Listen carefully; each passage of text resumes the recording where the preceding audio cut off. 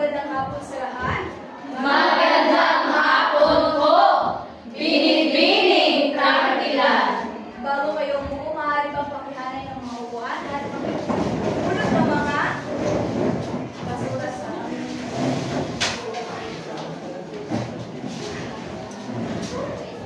So ngayon, sino sa inyo ang makakapaglahad kung ano nga ba ang aming tinalakay noong nakaraang pagkikita? Binibining Arlen? Mga elemento ng nobela. Ito po ay mga elemento ng nobela. Tama. Ito ay patungkol sa mga elemento ng nobela. So ngayon ay magkakaroon muna tayo ng huwag maingay sapagkat meron muna tayong gawain na tatawagin ko mga talanghada. Kung saan ang lahat ay maaaring sumagot.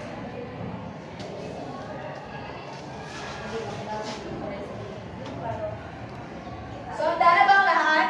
Opo. Number 1. Paunahan. Balbal. No. Banghay. Banghay. Banang. Banang. Banang. Banang. Ako yun.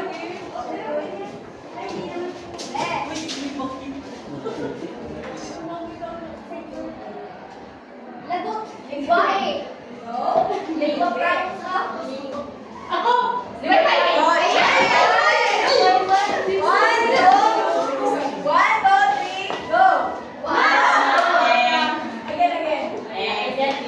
Teacher, nag-joke ka ba?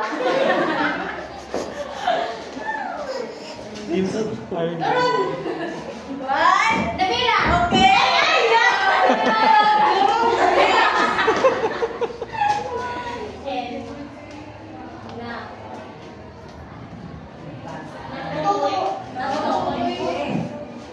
Ako! Natatangin. Very good.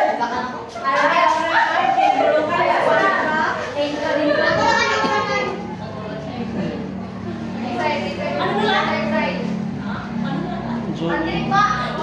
Diyos. Nalagit? Narinig ba?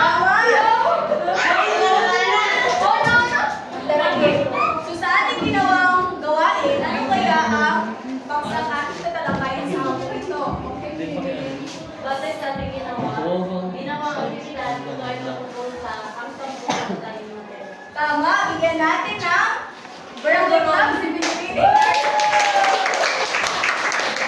So ngayon, ang tatalakayin natin ay patungkol sa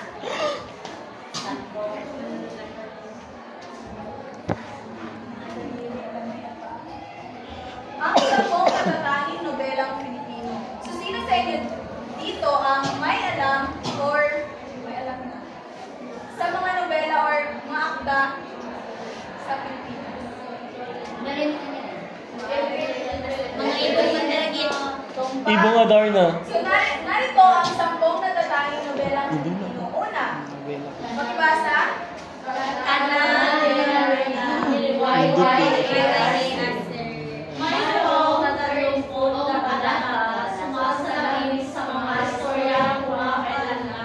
Sa ating lipunan, naalam sa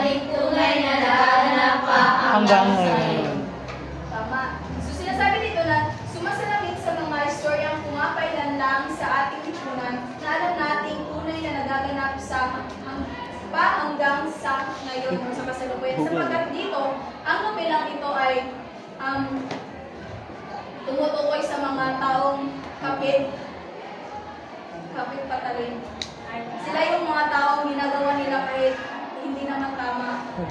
So dito din, sa nobelang ito ay nakapaloob dito yung parang nakikita dito kung mayaman ka, mas lalo kung yung mayaman sapagkat mga mali yung pamamalakad or sistema ng lipunan. Kung mahirap ka, mas lalo kang maghihirap. So next, may mga daragin ni Amado V. Fernandez. Isinulat noong labing siya, anong siya, isang habang salaysayang hinahangad ang pagbabago at pag-angat Sa palaya. LPM. So dito, sa nobelang ito, parang umiikot dito Ay, ha, siya author, pero sana siya. pagbabago at palangan Pagpili ng mo palaya sa sa Pilipino.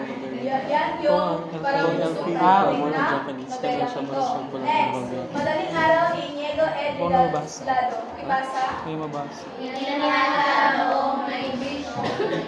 Ito'y nanuot at nabalansi ang mga tagpo ng nakaakas ng mga manggagawa.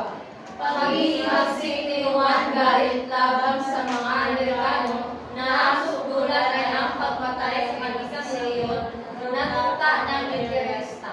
Sa katapusan, nakaliwanag sa galit na ang katawan ni mag-isang leyon ay ugyat ng pagtatapos ng kadilimang dinadanas ng bansa.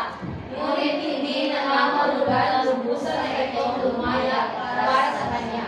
Nasa madaling araw o maagang yugto pa lamang ang tinatangasang kahirapan at maaari pang kailangan gawin upang masigurado Hanap sa lugar sa ibang So dito, sa nobelang ito, parang umiikot yung Ano ko na mabasa pa? akda sa pag-iimagsik kung saan gusto nilang ipalaya sa kung ano ang kanilang katayuasan sa buhay. So naiintindihan ba?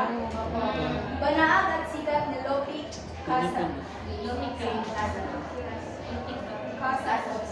Isa sa mga isinaunang mahabang salaysaying pampolitika ay sinulat sa wikang Tagalog noong 19 bilang isang aklat na tinaguriang Biblia ng mga manggagawang Pilipino. So next, panglima, lalaki sa dilim ni Benjamin M. Pascual. Pakibasa, si Rafael ang sentro ng kwento. mayaman, edukado, matamalogis, umador, at higit sa lahat mabayaran. Pakibasa na Si Ligaya kanya ang mula na di nakapag-aral at biktima ng nakasa. Sa duloy, mababatid na ang pisikal na nagkabulag ni Ligaya ang siyang nagbigay liwanag sa katauhang biling ni Rafael. Nagwakas lamang ang siklo na nakapaluminaw ang paningin ni Rafael dahil sa pag-ibig at ligaya dahil sa matagumpay na operasyon. Samantala, nagsalig din ang dalawang lunay na kailangan ni Rafael o makaya at ligaya o malita At ang bagong pag-asa sa dalawang taon. Mabasa. bakit kaya pinamagatan yung lalaki sa dilim? Pinipinin or lalaki sa dilim na? dahil kulang si Ligaya. So, siguro dahil po kulang si Ligaya kaya ang pinamagatan nito lalaki sa dilim kasi hindi niya makita si Rafael. Next, sa mga kuko ng liwanag ni Edgardo M. Reyes.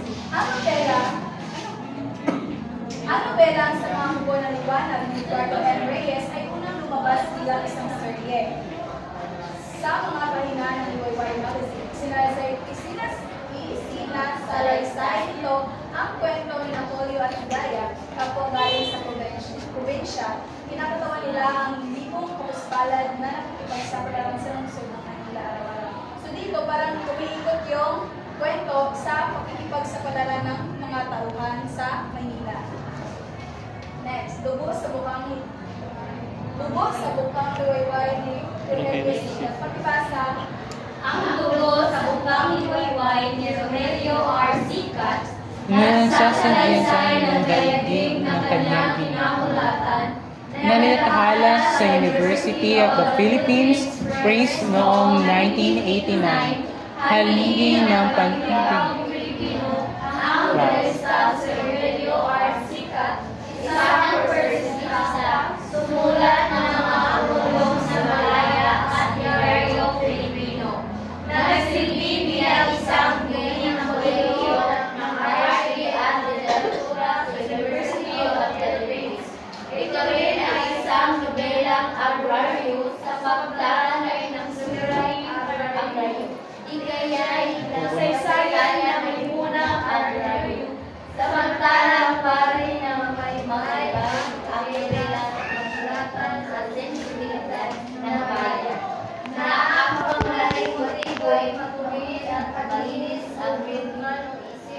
Ang wala at dito sila ng wifi. Maraming salamat, Lizette. Ito man. Oh? Ang pang-walo ay pinaglarunan ni Faustino Aguilar. Isang nobela ni Faustino Aguilar na may temang pag-ibig at iniluwal noong 1907. Ngunit, fictional man, ang nobelang ito ay mayroong makatotohanan ng pagsusuri sa lipunang Pilipino noong panahon iyon. Tampok sa nobela, ang kaigting na pag-ihibakan ni Luis Buhay na nagkataong leader obrero laban sa makapangyarihang si Don Nicanor. Kailangang ipaglaban ni Luis hindi lamang ang usapin ng magagawa, kundi maging ang itinitibok ng kanyang puso si Dante. Muling, inilathala ng Ateneo de Manila University Press ang nasabing nobela at kasalukuyang ginagamit ngayon sa kanyang babasahin sa mga paaralan. So, binikot ang nobela ito sa Pag-ibig. Next. Maganda pa ang daigdig ni Lazaro Francisco. Pakibasa. Si Lazaro Francisco ay premiado manunulat mula sa 30 hanggang 60. Sinuro ay bayang at naninilalang ama ng katikuran ng mga alagad ng wikang Pilipino or kawika. Nabibilang ang mga akda ni Francisco sa tinatawag na romantic realism o politikang tradisyonal ang pagkakalahad pero pumapaksa sa mga isyong panlipunan. Isa sa pinakasikat na nobela ni Casaro ang Kamadagdag ng Daigdig na seryosadong nilatala sa luwayway at talagang mga pumatok sa mga tagapagtangkilik ng walang babasahin. Sinundan ito ng daluyong noong 1962, isang pagpapatuloy ng malalagak ang daigdig at pinakahuling akda ni Francisco. So, mula sa pamagat na maganda pa ang daigdig, ito talaga ay sumisimbolo sa lipunan, di ba? Ito ay tungkol sa lipunan or mga, dito niya inilagay ang mga isyong panlipunan na nakikita niya sa panahon ngayon. Correct. Maraming salamat. So, sa tingin ninyo, ano kaya bilang isang mga mag-aaral, ano kaya ang kahalagahan ng mga nobelang Pilipino? Binibining, isya, ay Para po sa akin na pangalawin yung sa Pilipino, dahil dito tayo magkakaroon ng inspiration. Halimbawa nung sinulat ni Dr. Rizal na patungkol sa Noli, ay dito natin malalaman kung ano ang nangyayari noong mga panahon na yun. So dito lamang po nagtatapos ang ating pag-uulat. Ngunit, meron pa tayong isang gawain kung saan sa kaparehong pangkat or hahatiin or papangkatin ang klase sa 4 na pangkat, 1, 2, 3, 4, kung saan meron akong isang nobela mula sa 10 natatanging nobela na nilalakay ko at kinakailangan ninyo itong suriin at ibigay ang aral ng akda. So, maliwanag ba? Opo!